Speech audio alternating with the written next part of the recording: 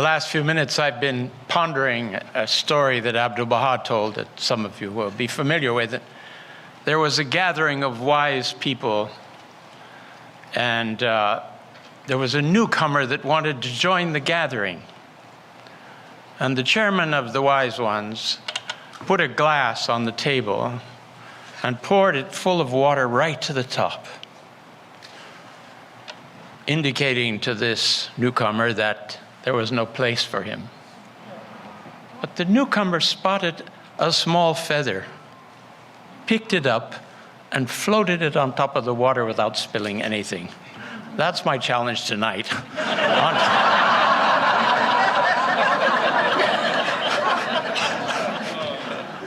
Goodness. You know, I mean, first of all, it's thrilling to just be here. This is the holiest spot in America. And we're under here, the holiest house of worship that will ever be constructed in the world. And why is that? And you know, of course, because the Master laid its dedication stone and founded the temple. The Guardian said also, this is the only temple that's also a shrine. Because wherever the holy ones were, the three central figures of the faith were, is potentially a shrine. And certainly this would be a major one for this continent. So let us bask in the potency of the favors and bounties that descend upon us in this edifice, really. It's been very enlightening to me to come here to this gathering this weekend. I feel, you know, closely associated with you. I think there's a whole lot of us in this gathering that have one foot already in the next world.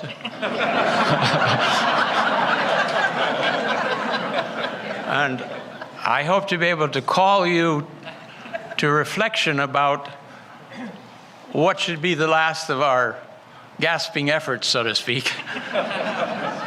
Many of you have served for years. I went to the Montana summer school this year, just an interruption here. And I asked the friends, who also seem to be quite a senior group, how many of you have been Baha'is for 20 years? Almost all the hands in the room went up, 100 of them. Then I said, how many have been 30 years? All the hands went up again. They have fellowship once a year at the summer schools because most of them are isolated in small towns in Wyoming and Montana and so on. Probably some of them are here tonight. There they are waving in the back.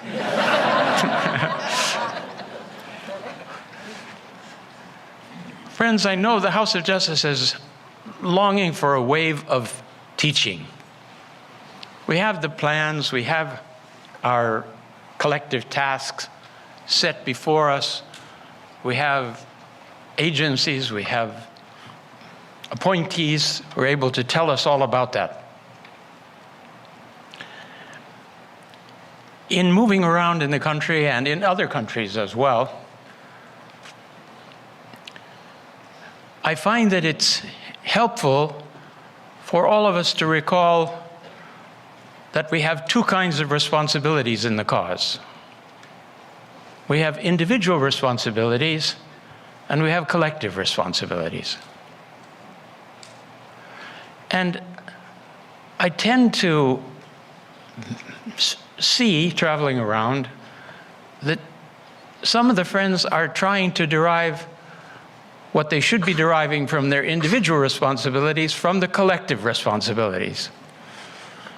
And then you find people with a bit of a burnout that say, I'm not going to another cycle of growth again, and something of the sort, you know. And not to make a negative remark, but you're all familiar with this process, I'm sure, because we've been facing the challenges of initiating entryway troops in this country now for 25 years.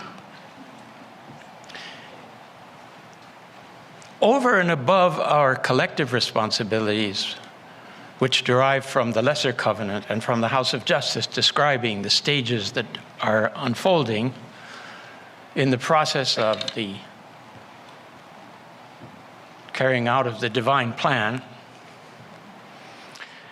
we have the immediate responsibility of what is our first duty as a Baha'i, a first duty as a person, if you will. Interestingly enough, the Akdas opens with the recognition of the manifestation of God. The first duty of anybody in this planet is to recognize the manifestation of God. Then he calls upon those of us that have recognized it to live according to his teachings, and he places a high priority on our teaching of the faith itself. But that has a two-stage process, if I think we will all recall. He says that you must arise and teach the faith. But before all things, he said, you must teach yourself.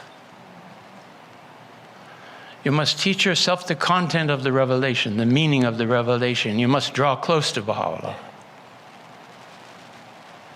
And if you do so, he says, your words will take effect in the hearts of your listeners.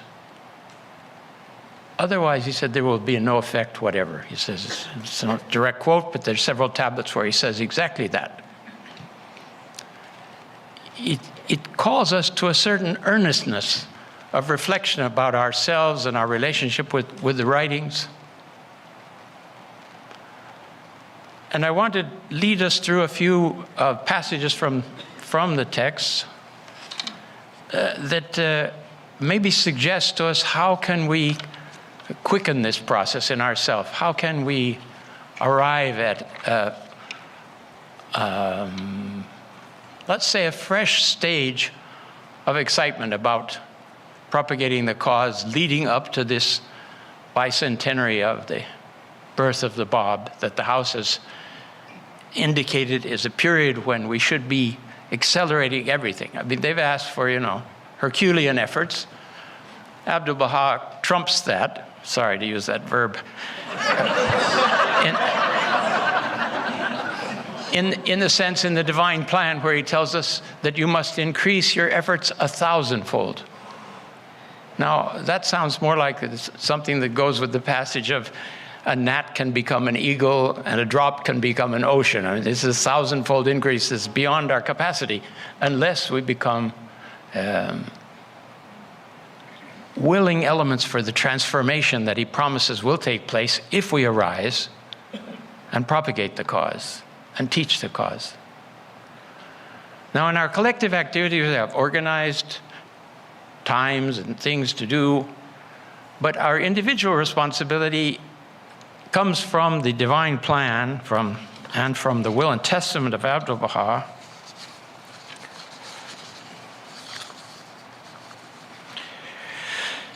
These are among the final words of Abdu'l-Baha to the friends everywhere. It is incumbent upon all the friends and loved ones, one and all, to bestir themselves and arise with heart and soul and in one accord to diffuse the sweet savors of God, to teach his cause and to promote his faith. It behooveth thee not to rest for a moment, neither to seek peace or repose.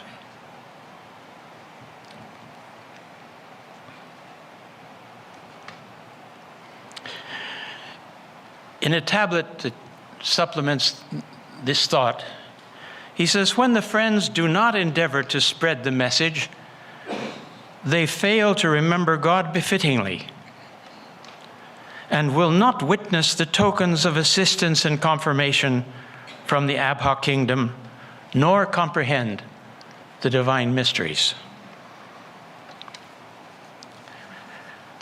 Again, from a tablet of Abdu'l-Baha, should a Baha'i refrain from being fully, vigorously, and wholeheartedly involved in the teaching work, he will undoubtedly be deprived of the blessings of the Abha kingdom. Again, he says we should be engaged constantly in the propagation of the faith, the teaching of the faith. This is a 24-hour element. We only rest and sleep to be able to arise and teach again. We have to ask ourselves, have we lost sight of that, or have we never attained it? If we want to create this acceleration in the community and attract new souls, all of the processes of the 5-year plans that we've been carrying out depend on new recruits, depend on human resources. How many times are we going to go ourselves over and over the courses of the Ruhi course? It's for bringing new people through the knowledge of the cause. So we have to give sufficient time at our own individual level to attracting new souls. And I think that what I'm hearing in different places is people are not too prepared to talk about the faith like to give a introductory talk to friends. We've been encouraged to do things together and accompany each other and so on. And somehow we've lost sight of the need to be able to speak clearly and give the message of the faith in such a way that people will be attracted and interested and will go into the institute process and take part in the other activities of the cause. It's urgent. In another place he says, should the friends not engage in the teaching, the divine confirmations will be cut off. And he said, and there will be no spiritual progress. No spiritual progress unless we teach, friends.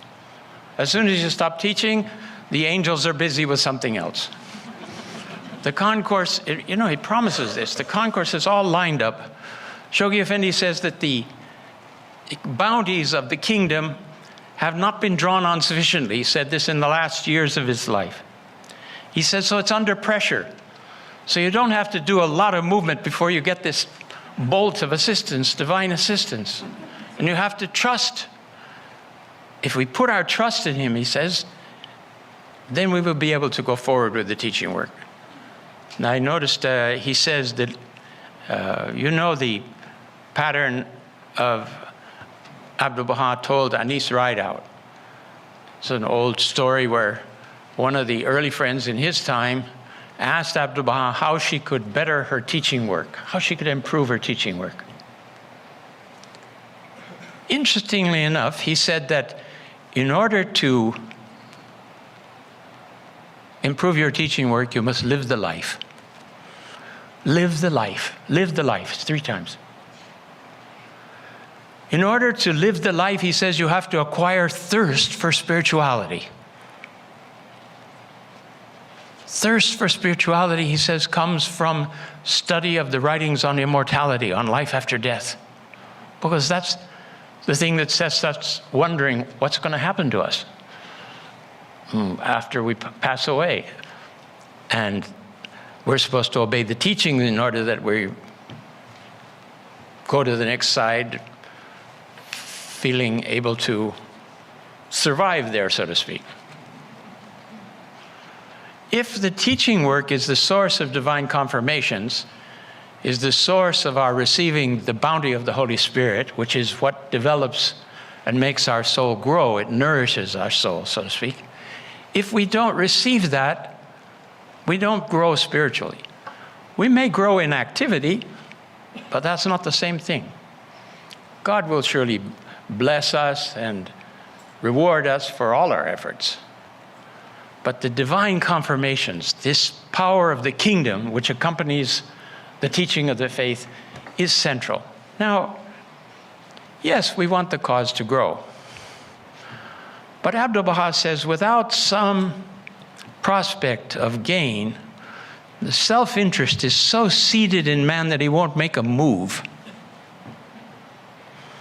So I'm trying to sharpen a point here tonight for all of us, myself included, of course, that if we don't teach, we're not going to move forward spiritually.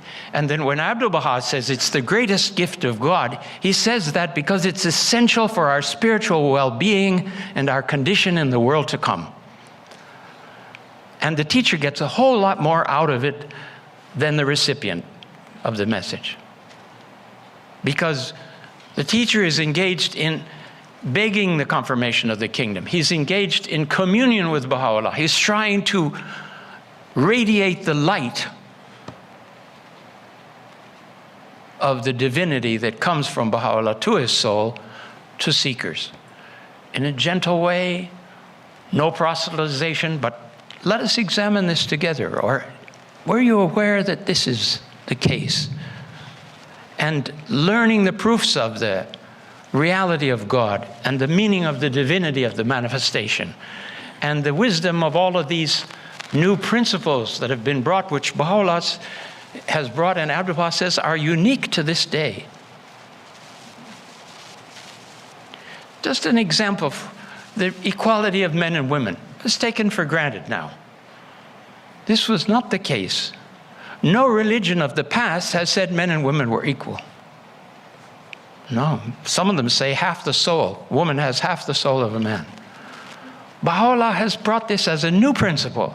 When you see it in the principles, this is new and different. And Abdu'l-Baha says you should study and reflect on these principles to discover their divine meaning and intention. We say, oh, I've seen the list. Sometimes we use the list, we repeat, we believe in universal peace. And the people look at you like, what? Where is that? Because we're so familiar with it, we repeat it glibly. We don't believe in universal peace. We don't believe universal peace exists. We believe that there has to be a program for establishing universal peace. We believe there should be certain provisions that will lead to the establishment of lasting and permanent peace. When you see Shoghi Effendi list the principles in several places, as he does in God Passes By, for example, he connects verbs with the principles. He suggests to us the direction that this is taking. It's very useful and important to us. Abdu'l-Baha is the greatest example of teacher that we have. He's the exemplar, but particularly he's the exemplar of teaching. And Shoghi Effendi in several letters has said that you cannot take a better model than Abdu'l-Baha's talks in the West to teach the cause. How much do we study those? I would say I always feel saddened, when somebody says, well, I try to teach, but nobody's interested. Abdu'l-Baha says that people will be interested in what you're interested in. This is in a letter quoted from The Guardian. If we're on fire with the divine teachings, we can't help sharing it with others. This is something that is our covenant with Baha'u'llah.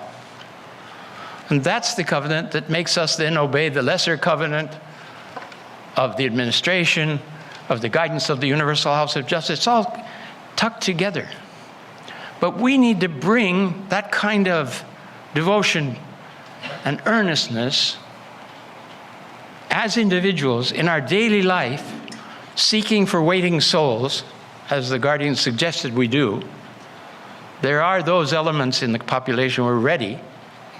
I saw a letter from Shoghi Effendi. He said, if the Baha'is would live the life, Baha'u'llah will guide souls to them.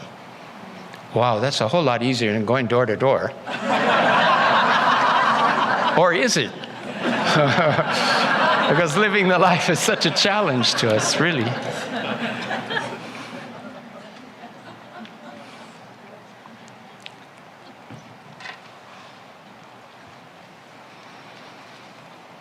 The teacher, when teaching, must himself be fully enkindled, so that his utterance, like unto a flame of fire, may exert influence and consume the veil of self and passion.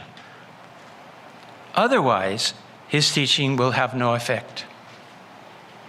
How many times we find this add-on phrase that says, if you don't do this, nothing's going to result from it. And if you feel like you're not having the results you need, then maybe we need to look back at the requisites, refresh ourselves and think, what is it I could add to this? These divine promises Shoghi Effendi, in the letters that the House of Justice gathered about teaching, he says that the first kinds of letters are that we must not heed our own lowliness, our own ineffectiveness, our own weakness. He said, you'll paralyze yourself if you look at yourself. I mean, we're all full of shortcomings. So if you're not going to look at that, what are you supposed to look at then? And then there's a second set of letters in which he says that the friends must turn to the divine promises. He calls all of us to teach the cause, arise and teach the cause. And he promises if you arise, angels will come and assist you. They'll touch the hearts of the believers. And our history is full of this. So do we need to renew? We need to look at those promises and take hope from them. And then he said, let the doubter step forward and test the promises. So he even goes that far. In the crusade, he's trying to move the people, and he says that. He said, let the doubter arise and see for himself. But in order to teach properly, we have to adhere to all the admonitions to study the writings carefully, to imbibe the text, to immerse ourselves in the ocean of the revelation. Then we'll have this kind of consciousness which enables us to share it with others.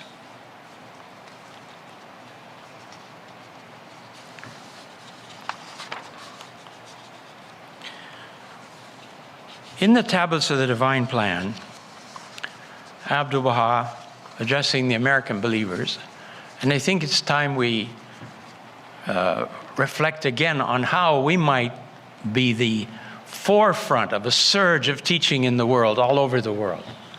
There are some brighter spots here and there, but in general, the teaching work has not been moving forward in the sense of drawing people, as Baha'u'llah says, the first duty is to draw your neighbor to the law of God. This is the first thing that we're supposed to be doing with regard to teaching. He also says in a passage in the Gleanings, he said, all of us are called to arise and teach the cause. In fact, he doesn't say teach there, he says proclaim. We're all invoked. The duty of every Baha'i is to proclaim the cause of God. Now, proclaim the cause of God sounds like a big word and difficult and so on. But as I understand it, because he follows this phrase, he says, proclaim the cause of God. If anyone shows interest, so you don't have their interest first, you're proclaiming the existence of the cause. If they show interest, teach them. What an interesting reversal of the way we think about it. And I saw a letter from Shoghi Effendi. He said that you should always mention the name of Baha'i and Baha'u'llah in conversations with people. That reminded me of something I heard from the Baha'is early on, and I don't have a quote for it, but I think it's very wise, where Abdu'l-Baha said that if you're going to see a person once, mention the faith, teach the faith. If you're going to see them multiple times, live the life. You know, you've got to move into an apartment house and you see the neighbor down the hall and you run down the hall and say, have you heard of Baha'u'llah? Right? It's a bit direct approach, you know. You show them some kindness and some love and make friends with them, and gradually they're going to ask you, what is it that makes you shine the way you shine? So, Shoghi Effendi in a letter says that it's as if, this is not what he said, but I'm saying, it's as if there's a niche, there's some place in the soul, in the subconscious, where it immediately rivets on Baha'i and Baha'u'llah. It goes in there and it stays there. He said, it goes in, and this is the only letter I've ever seen where Shoghi Effendi uses the word subconscious. He said it goes into the subconscious of the person and it stays there, and it acts over a long period of time and may gradually reform their character. And they'll have more opportunities to hear about the faith. And that's a process begins. It's amazing. So don't be hesitant about it. and maybe find ways to mention the faith when you're going to see somebody once. I don't know, I'll tell you one of mine is, sometimes I'm on the plane and the person's had their earphones in the whole time, and we're about to get off the plane, and they undo their earphones. And I immediately asked them, I said, I'm new here to this city. Do you know any Baha'is here? and they say, the Baha'is? Or they don't. They said, I was raised near the temple. That happens too sometimes. But they don't know. They haven't heard the name. I said, you haven't heard of Baha'is? Oh, that's surprising.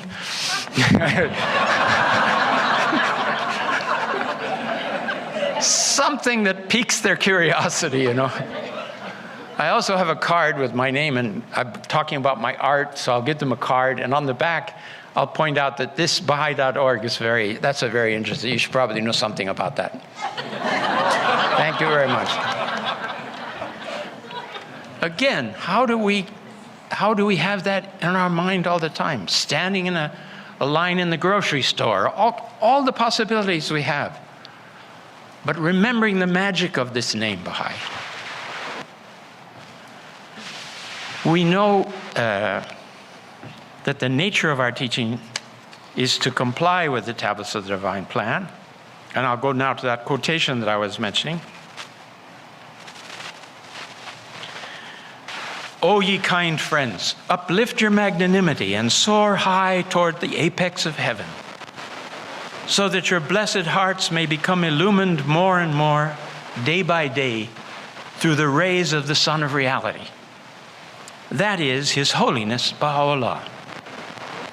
At every moment the spirits may obtain a new life, and the darkness of the world of nature may be entirely dispelled. Thus you may become incarnate light and personified spirit. Become entirely unaware of the sordid matters of this world and in touch with the affairs of the divine world. The aim is this, also from the Tablets of the Divine Plan. The aim is this: the intention of the teacher must be pure, his heart independent, his spirit attracted, his tongue at peace, his resolution firm, his magnanimity exalted, and in the love of God, a shining torch. Should he become as such, his sanctified breath will even affect the rock. Otherwise, there will be no result whatsoever. As long as the soul is not perfected, how can he efface the defects of others? Unless he is detached from aught else save God, how can he teach severance to others? These are terrific challenges to us in our own individual relationship with Baha'u'llah and with the cause that we need to ponder and reflect on. That's the reason they're written here, the reason they're revealed for us. We're called to study the writings, and then we're called to meditate on the meaning of the verses. And I've heard Shoghi Effendi say that these are two distinct processes. Prayer is one thing, or study of the writings is one thing, and meditation is another. But think how many times, for those of you that have hopefully recently read the Kitab-i-Iqan or reread the Kitab-i-Iqan, how many times he says consider, ponder, meditate, reflect at the beginning of the sentence. Over and over. It's not enough just to read, although that's inspiring, and he says do it morning and evening so that you'll give wings to your soul, so that you can lift yourself in flight during the day. But that's not the same as immersing yourself in the ocean of his writings. That's another thing. Now, what in the world could it mean to become sanctified spirit, to become incarnate light? In the recent compilation that the House of Justice prepared for the Councilors' Conference in the Holy Land at the time of the convention, there's this beautiful passage which I think illumines the idea of becoming incarnate light. This sounds so far beyond us, and yet we're called to this. It's the focus that exists in the writings for us. When the light of faith is kindled in the lamp of the heart and soul, its spreading rays illumine every limb of the body. When this resplendent light shineth forth through the medium of the tongue, it's made manifest in the powers of speech and utterance. When its beams fall upon the eyes, insight and true vision are revealed. And when it stirreth the ear, it bestoweth attentive hearing. When this light sheddeth its radiance upon the mind, it leadeth to the recognition of the All-Merciful. And when it setteth glow the limbs, it findeth expression in purity and the worship of God. Otherwise, all physical powers, all limbs and members would remain useless and futile, and their actions would fade like a mirage in the desert.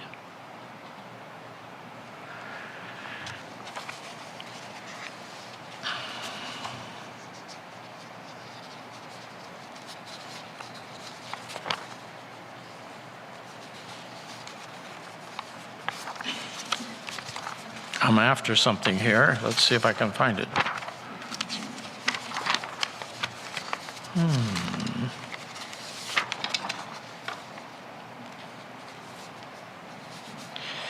This was in a letter written on behalf of Shoghi Effendi in 1956. If the Friends only realized that only a few times in history have opportunities for immortal glory come to a people, and that time is now in their hands, they would not for a moment, if this was the case, busy themselves with idle conversation and gossip, but would sacrifice their all for the quickening of the people and the salvation of society. We are at a very marvelous moment in history in which to perform great deeds. Think if you were born 250 years ago. What part would you have in this? Abdu'l-Baha says in a tablet that the recognition, having had the recognition of the manifestation of God, which you all have attained to, it would be insufficient, he says, to prostrate yourself 1,000 times a day in thanksgiving to God for that. Now, how do we translate that into full-time teaching of the faith, whatever our circumstances, whatever our job, whatever our education and study, whatever occupies us in life? There was a counselor in Turkey. He had all kinds of teaching methods. He didn't speak English very much, but he went to Switzerland. He was in Switzerland, and he was trying to figure out how to teach, and there was nobody to translate for him. He said he was staying with some friends who had a dog. He said, "Could I walk the dog?" It's called dog walking teaching. You know, you talk about each other's dogs, and then you gradually start a conversation, and you mention Baha'u'llah. And he had deer hunting teaching methods. He had full-time airplanes, sometimes, I think mostly on Turkish airplanes. He would stand up in Turkish and say, "I have an important message for you all," and he'd just begin belting it out to the whole airplane. All right, Abdu'l-Baha says we need to use wisdom. I think this guy did use wisdom. He did it in such a nice way, and it was so humorous that people didn't get offended, and they heard about it, and some would follow through on it. How do we find the special circumstances in our own lives which enable us to do this? And I think that it's one of the keys is trusting in the power of prayer. You know, if you're engaged in this, there's a quotation. I think it's in the Advent. By the way, go back to the Advent over and over. That's a marvelous source for all the things that we're talking about here tonight. It says that your name is better known in the Supreme Concourse. If you're engaged in propagating the faith and promoting the faith, your name is better known there than it is to your own self. I'm getting old enough to forget my name, so I suppose.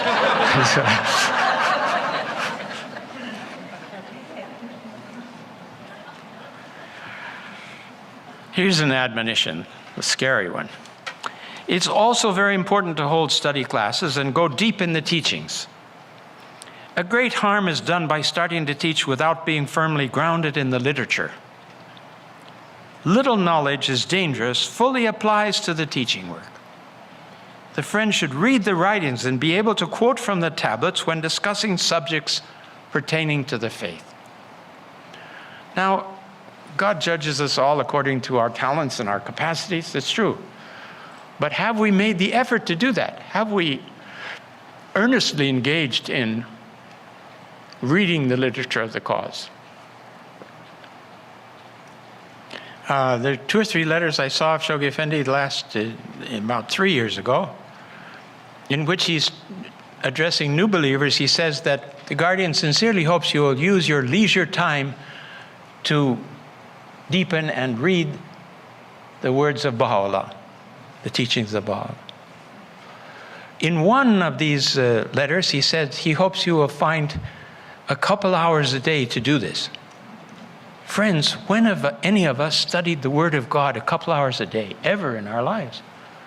The circumstances of this materialistic civilization just drive us in so many other directions. What would happen to us? What would happen to society? What would happen to our soul if that happens? I said, oh, thank God I'm retired. I can do that. And I set out the next day to do it. I think it was about 10 or 11 minutes when I fell asleep. While you're young and have the energy, engage in it, because later on it becomes much more difficult.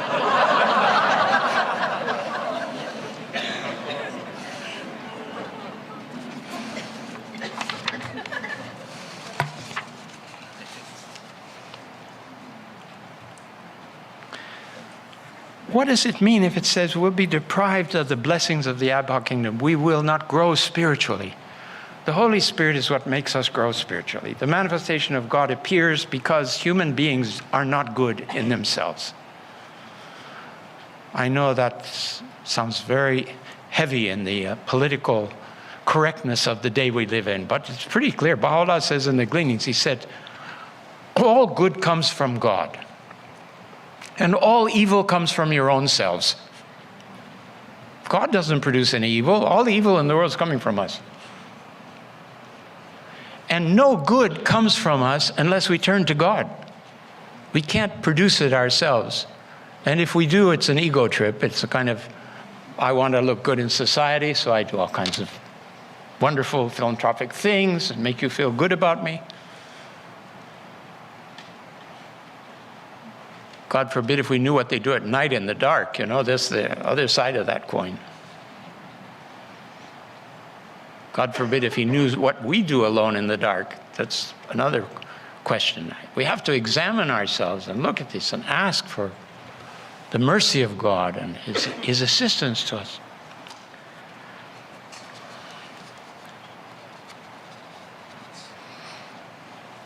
Also in this letter in 1956, he says he hopes and prays, this is on behalf of the Guardian, he hopes and prays the individuals will arise fully conscious of their divine task, and with enthusiasm spread far and wide the cause of God. After all, the faith rests on the individual, and it is the individual who causes the faith to go forward progressively or who retards its growth. The individual who is fully dedicated, consecrated to the noble mission with which he has been entrusted, who studies the Word, who meditates on its spiritual significance, who prays for divine confirmations, and who then arises and acts and perseveres in his action. That one is the pillar of the faith and the basis of a thriving Baha'i community. What a wonderful promise. How to bring new life into our collective activities. How to fulfill those wishes of the House of Justice as we develop these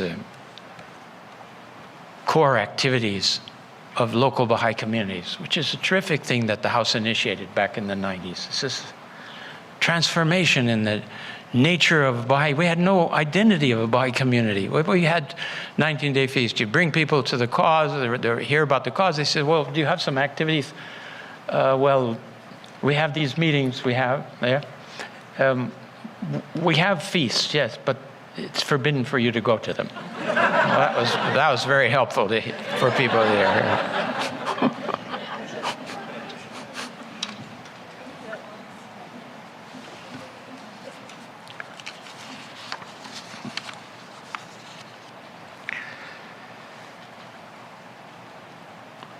Reiterate a bit again this promise of Baha'u'llah. He said, "Whoso riseth among you to teach the cause of his Lord, let him before all else teach his own self, that his speech may attract the hearts of them that hear him. Unless he teacheth his own self, the words of his mouth will not influence the heart of the seeker. Take heed, O people, lest ye be of them that give good counsel to others, but forget to follow it themselves.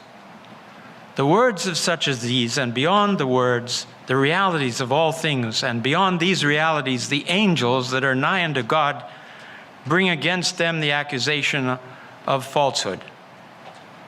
I briefly pause and ask your indulgence to pray for me on behalf of my words exceeding my deeds tonight. If you'll just remember, that would be appreciated.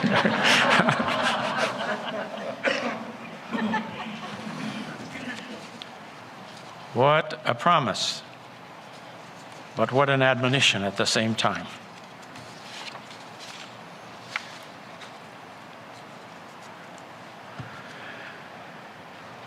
When Shoghi Effendi responded to believers about what should be the main object of their study, when we hear he said, you have to study the writings for yourself.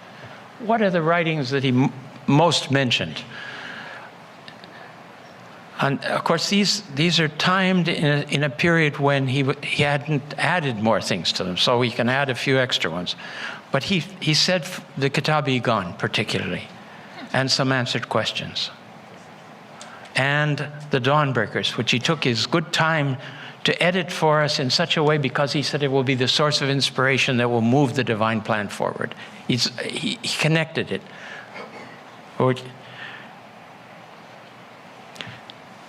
For instance, here's a letter that was recently published in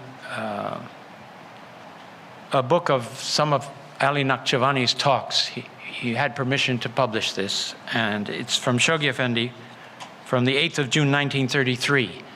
The Guardian, through his secretary, says, "He was deeply gratified to learn that the reading of the Dawnbreakers has deepened your knowledge of the cause and has inflamed you with new courage and faith.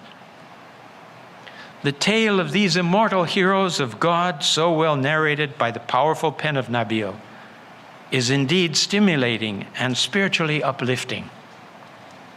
It gives the reader a new vision of the cause and unfolds before his eyes the glory of this new manifestation in a manner hitherto unknown. Nabil's narrative is not merely a narrative, it is a book of meditation. It does not only teach, it actually inspires and incites to action. It quickens and stimulates our dormant energies and makes us soar on a higher plane. It is thus of an invaluable help to the historian as well as to every teacher and expounder of the faith." What a terrific letter this is, friends. Have you absorbed all you can absorb from the Dawnbreakers? Have you tripped over the first set of Persian names? And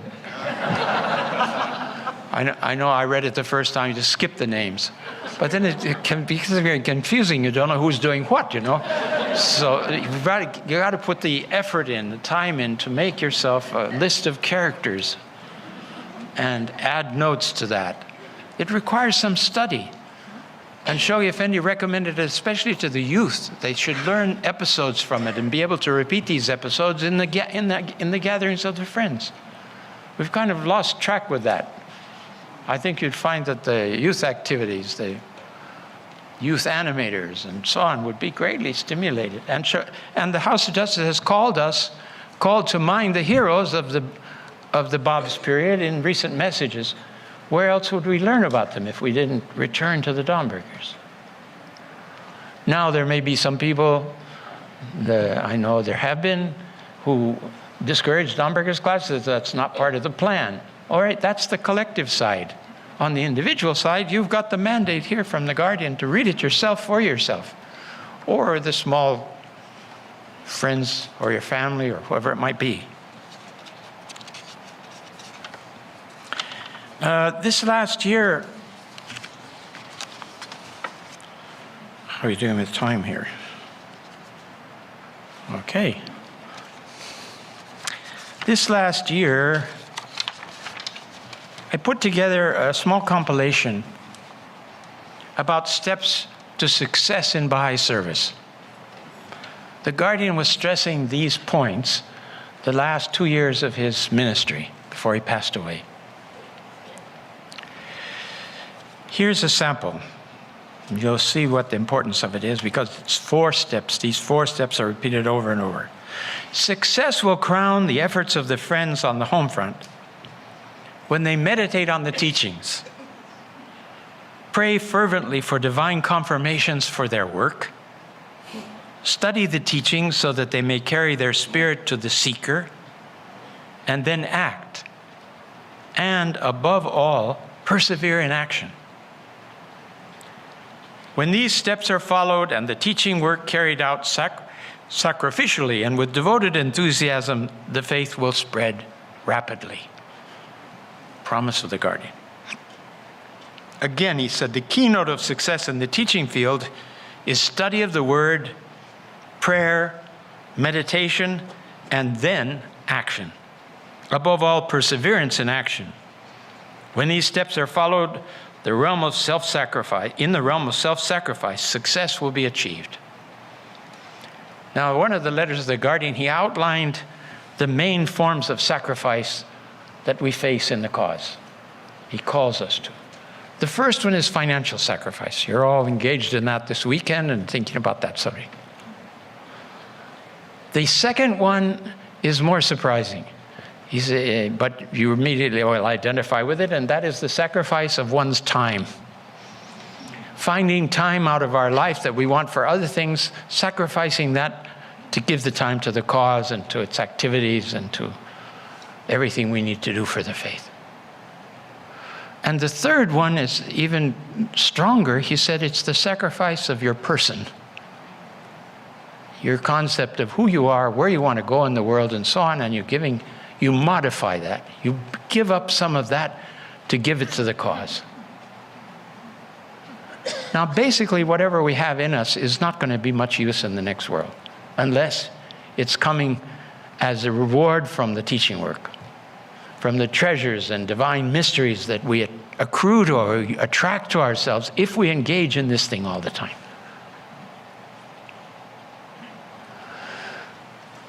Back to how much time do we have left, friends? Not tonight, but in our lives. How much time do we have left to make a difference, to maybe accelerate in some way this process? And it's really a challenge. I mean, I know from the individual lives of believers, some of the circumstances, very difficult to find who to talk to about.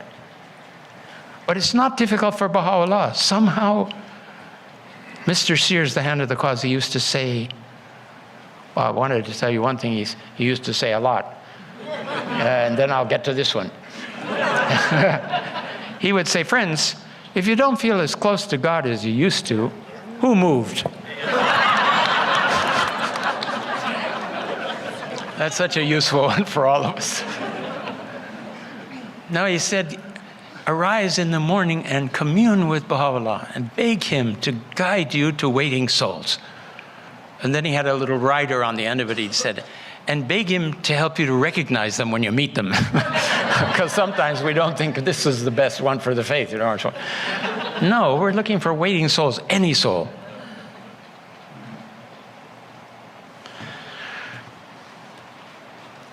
To the hands of the cause serving in the West here, the Guardian wrote in 56 also about these 4 stages in a slightly different way through his secretary. The beloved Guardian has stressed over and over again that to effectively teach the faith, the individual must study deeply the divine word, imbibe its life-giving waters, and feast upon its glorious teachings. He should then meditate on the import of the word, and finding its spiritual depths, pray for guidance and assistance. But most important, after prayer, is action. After one has prayed and meditated, he must arise, relying fully on the guidance and confirmation of Baha'u'llah to teach his faith. There's the formula. Perseverance in action is essential, just as wisdom and audacity are necessary for effective teaching. The individual must sacrifice all things to this great goal, and then the victories will be won. Standard is so high, friends. If we're not growing at the pace that we feel we should grow, we have to put more into it. Wealth, time, and person seems to be the formula. Okay, you can't tell the others to do that. I'm sorry I've told you that tonight, but we can talk to ourselves about it, about these 3 dimensions, importance of them. Bill Sears was out also again teaching in Africa, and the Guardian was calling for this perseverance everywhere. And he had a cartoon made of a desert island, or about the size of this stage here, with 1 palm tree in it, with coconuts, and a couple in bedraggled clothes standing in the water, having picked a bottle out of the water and reading a message that was inside this bottle, which says, "Persevere, Shogi."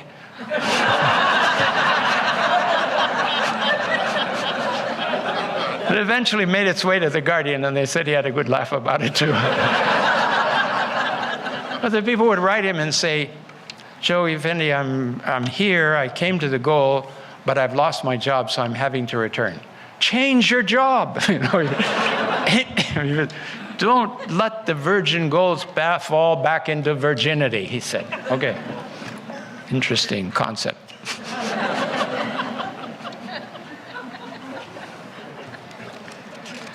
One more confirmation in that direction, and then we'll stop.